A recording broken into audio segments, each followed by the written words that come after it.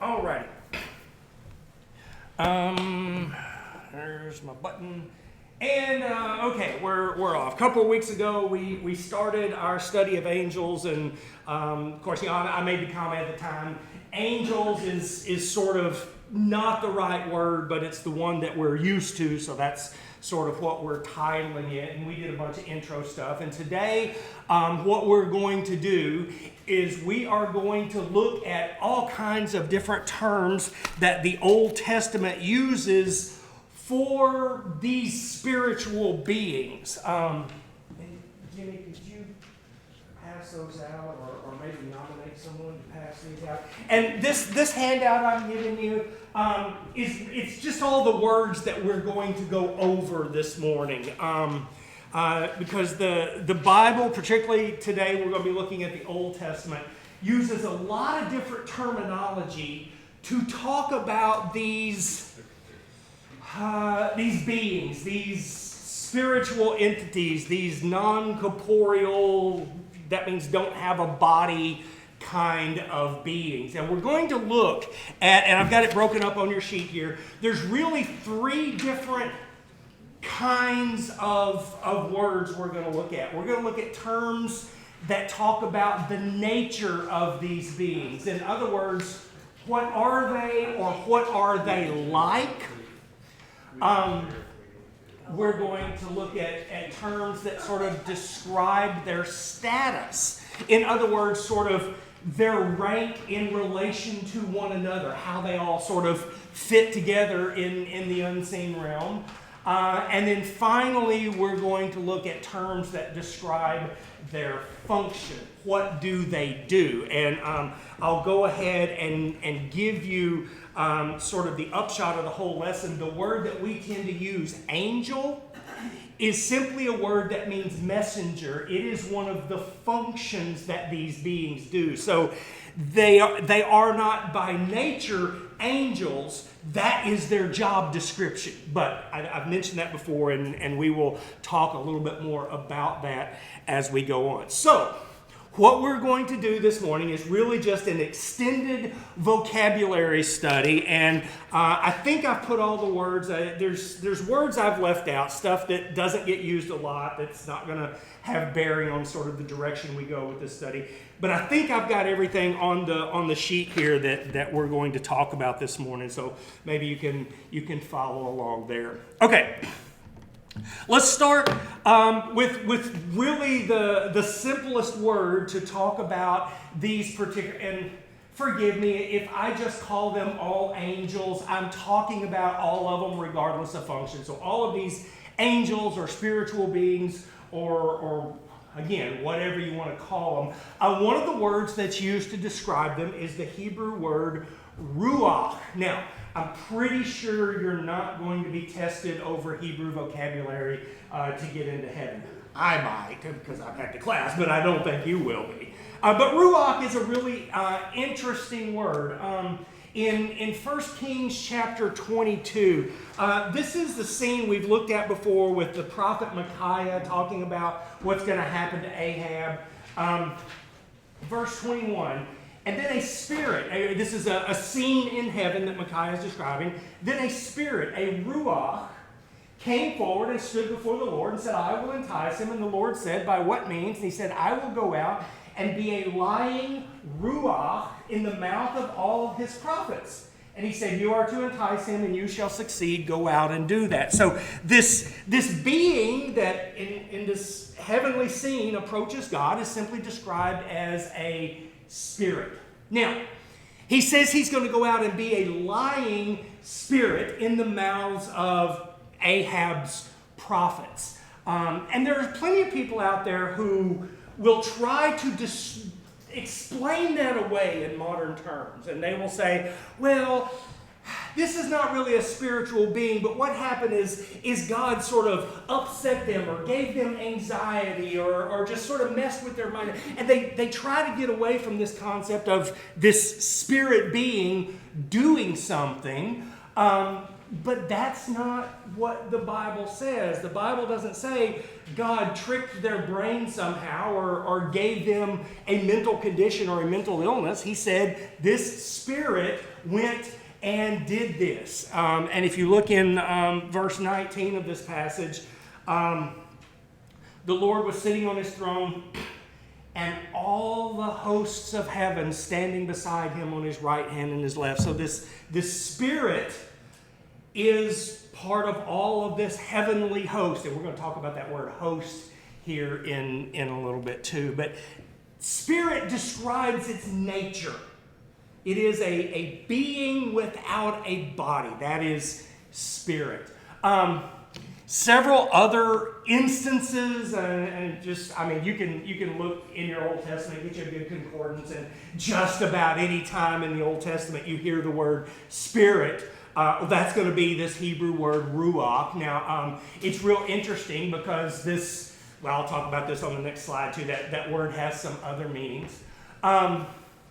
But here we see, particularly in the King's passage, that this spirit can go out and have an effect on physical people in the real world. And so there is somehow a way for a spirit being to interact with the physical world. And he does that, in this case, being a lying spirit. Now the question is, how much are modern people right? And how much did the ancient description get it right?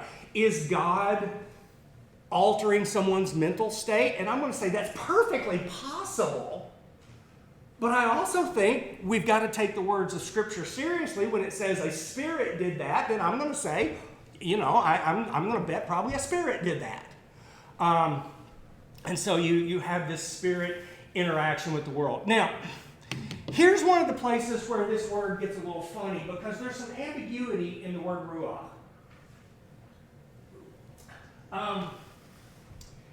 Sometimes it means spirit, but it can also mean wind, and it can also mean breath. That is my ruach leaving my body. And so, again, you can see the connection between those words. Those are all things that have an effect but are non-visible. And so there's that idea sort of wrapped up in the word. Psalm 104. I'm just going to read verse 4. Well, no, verse 3. He lays the beams of his chambers on the water. He makes the clouds his chariot. He rides on the wings of the ruach. The wind is the way the ESV translates that. Verse 4. He makes his messengers winds. In Hebrew, he makes his angels spirits. So you can see there's ambiguity in these words. His ministers of flaming fire. And so sometimes you have to look at a passage and you sort of have to look at the broader scope and go, okay, how is this word being used? Because it does have this range of meaning. Okay, anyway, that is spirit. That is sort of the most common word for these heavenly beings. The next one is a really fun word because we do the same thing in English, although sometimes we think it's weird when we have to read it in the Bible. The word is shemayim. Again, you're not going to be tested on that. But the word literally means the heavens. This is the word that is used when it says, in the beginning, God created the shemayim and the aretz, the heavens and the earth. So shemayim means heavens. It happens over 400 times in the Bible, and it typically refers to one of three places. It's that place where the birds fly, or it's that place above where the birds fly where the stars are, or it's that place even beyond the stars where God exists. And so this word shemayim means the heavens. But there are times when if you pay real close attention, it's not talking about the place, it's talking about the beings in that place. Let's go to Job chapter 15. verse 15.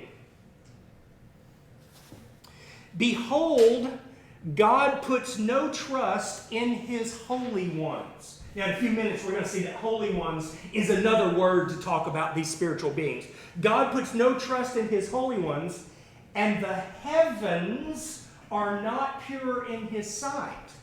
Well, given the context in this verse and the way Hebrew literature parallels itself, heavens here is in parallel to holy ones. And so it's probably better translated, the heavenly ones are not pure in his sight. Now, we do the same thing and we don't give it a second thought. If you hear on the news, the White House announced today, blah, blah, blah, blah, blah. You know what that meant. The building didn't do the talking. The president said it, or more probably someone on the president's staff said it. But we refer to a place when we mean the people who inhabit that place. Biblical Hebrew does the same thing. There are times when the word heavens means those who inhabit the heavens. This passage in Job is a great example of that. But be careful when you're reading along, when you see the word heavens in your Old Testament, stop for a second and go, okay, in context, is that the place? Or is that the beings that inhabit the place? Because I'll go ahead and tell you, as much as I love the ESV, they get this one wrong a lot. They tend to always translate it place rather than beings, just like this passage in Job, and sometimes it just doesn't work. Another word, and you're going to understand this one immediately, is the word stars. Sometimes these beings in the heavens are called stars. And we get that one because we look up into the heavens and we see the stars. Provided it's not January in Mississippi when all we can see is clouds. And so sometimes the divine beings here are called stars, and that's pretty obvious. We're not even going to look it up because we understand there are things in the heavens, and that's just sort of a natural way to refer to it. Okay, here's the other one I was telling you about, and I just now realized how small that type is up there. I am so sorry. I can see it a lot better on my screen than y'all can see it on that screen.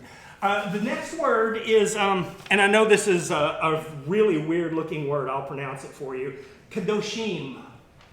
Kadosh is the Hebrew word meaning holy. And so Kadoshim are the holy ones. Anytime you're reading a commentary or something and they will transliterate a Hebrew word for you, if it ends with I am, that is how Hebrew makes plurals. You know, we make plurals by adding an S. Hebrew makes plurals by adding an I am. Go back up to number 2 on your list. Shemayim, that im on the end, that's heavens.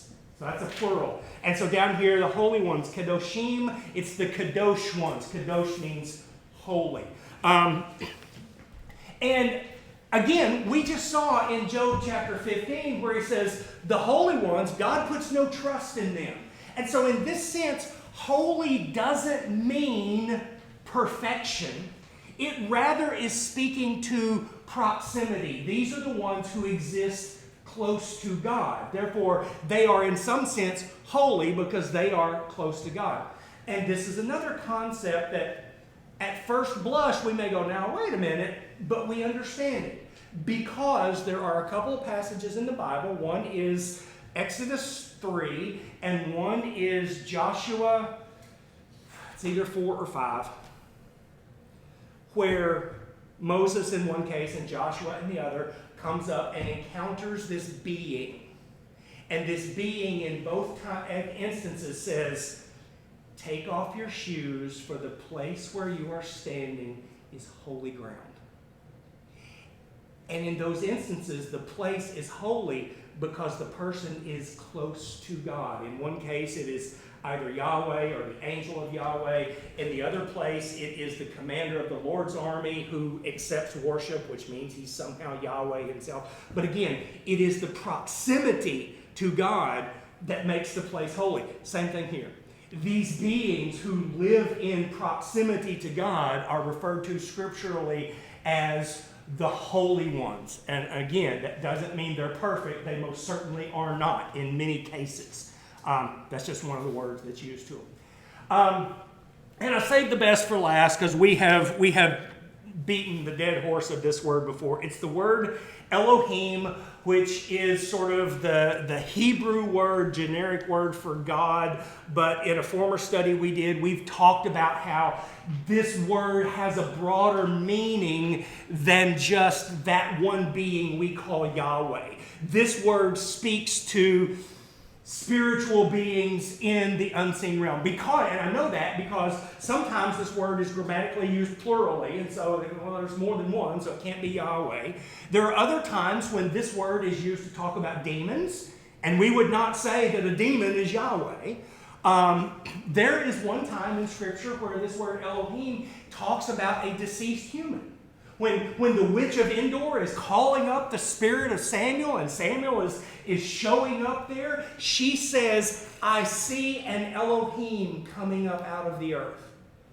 And so you look in that situation and go, well, that's obviously not Yahweh she's talking about. She's actually seeing the spirit of a deceased person.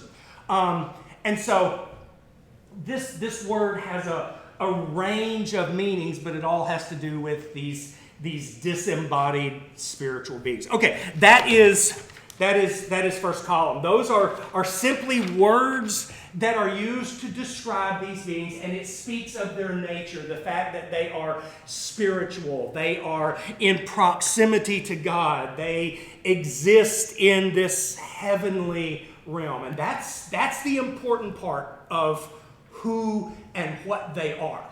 Now, with that having been said, we are not going to get finished today, but we're going to make a valiant effort. The next section here is status in hierarchy. Psalms 82 and Psalm 89 both talk about sort of this heavenly host that are gathered around God's throne. And there are these words that are used to describe them. They are called an assembly, they are called a council, they are called a congregation, they are called a meeting, and they are called a court. And I'm going to go through these real quickly because we don't get a lot of description, but we do know that the author, for whatever reason, used different words at different times. And even for us, sometimes these words carry with them kind of a hierarchy. For example, the word assembly, that's used over 150 times in the Old Testament, and it's everything from the elders of a town meeting to a big mass of people with no organization. So it really just speaks to the fact that there's a bunch of them in one place. And then we hear the word council, and at least for our ears, that sounds more formal, more organized, more in charge. In fact, Jesus in the Sermon on the Mount says, the person who murders is held liable to judgment. He says, but I say to you, the one who is angry with his brother, the one who insults his brother, is liable to the council. And of course, the people in that day, they would have been hearing Sanhedrin, but there's this body of people who are in charge. And that's sort of the idea of council. And then there's the word congregation. It's used 120 times.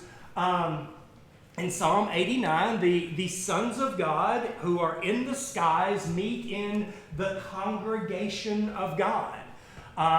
It also is groups of humans are called that. And interestingly enough, this is a word that is used in the Old Testament of military groups. So people would be in the congregation of the hosts of Israel. And what that means is the army of Israel.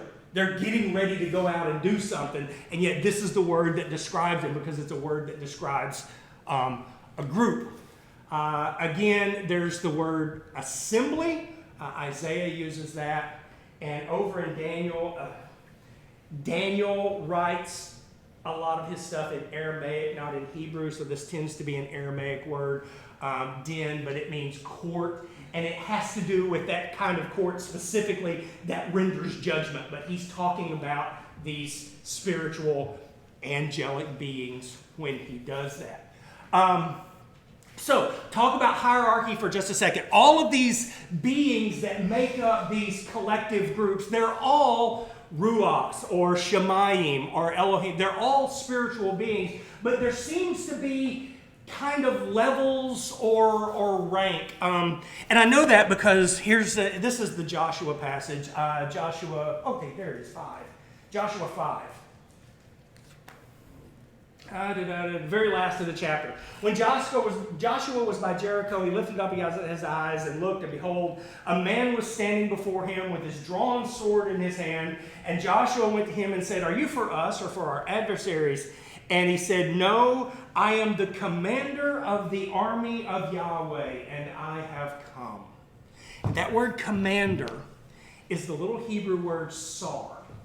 And it means a tribal chieftain or a prince, or in this case, a military commander. So there is a definite air of authority here. Now, that's not always a good thing. You get over to Psalm 82, and God basically says, all of you chiefs, all of you princes have not done the job that I've given you, and so you're going to die like men. He condemns them. They apparently had rank, but they misused their rank, and so God punishes them. But here and in other places it's used. It's a word that describes one in charge. So we know there is a being that's in charge, and apparently there are councils, and below that are assemblies or throngs or congregations or whatever. So we get to see some of these different levels. A couple other pieces of language that are used. Sons of God is a phrase that pops up in the Old Testament talking about these beings. The sons of God were gathered. Now, this is not the son of the God, the way we think about that phrase in the New Testament. This is a Hebrew phrase that means spiritual beings. The sons of God were gathered. And notice that is familial language. Other places, these people are called messengers, and that is functional language, and that's what we're going to talk about next. But the messengers serve a higher category. There are people in charge, and these are the gophers. Angel is gopher, okay? Now, I will point out with this phrase, sons of God, again, we kind of understand that, maybe not as intuitive as, say, a Brit would, because we don't live in a monarchy. But think about the British monarchy from, I'm sure you've studied it in school or whatever. You get the king or the queen. We had a queen for a long time. And then his/her closest advisors. Almost inevitably, who are they? It's the next 4 or 5 people in line to the throne. And that's all family.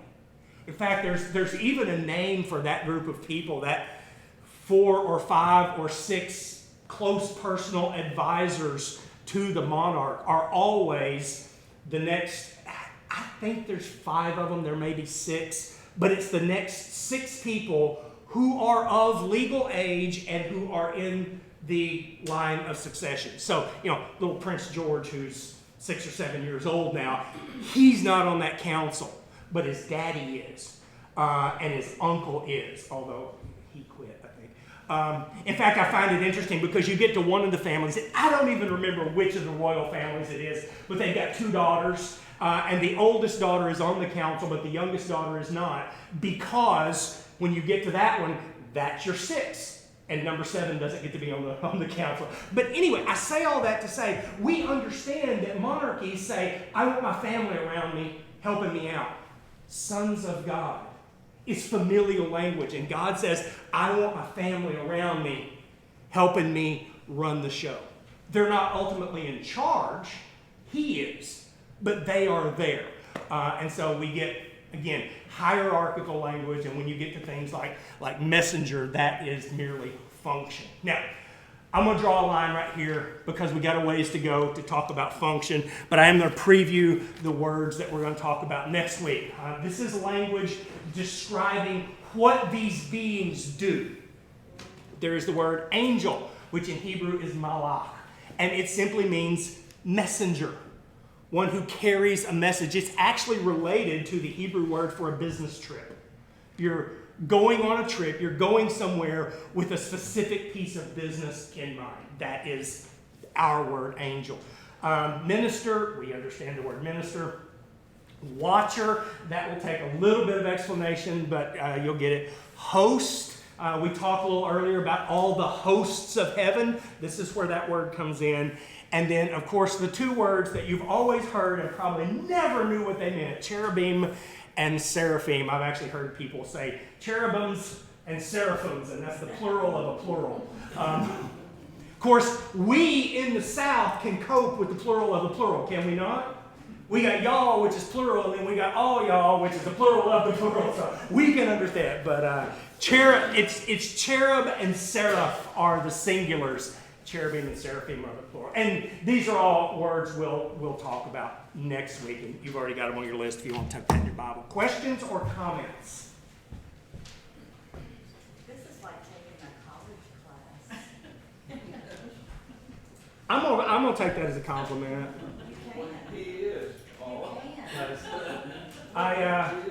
I trust that y'all will do your homework and are invested in learning about God. So yeah, if you want to call it a college class, I will let you do that.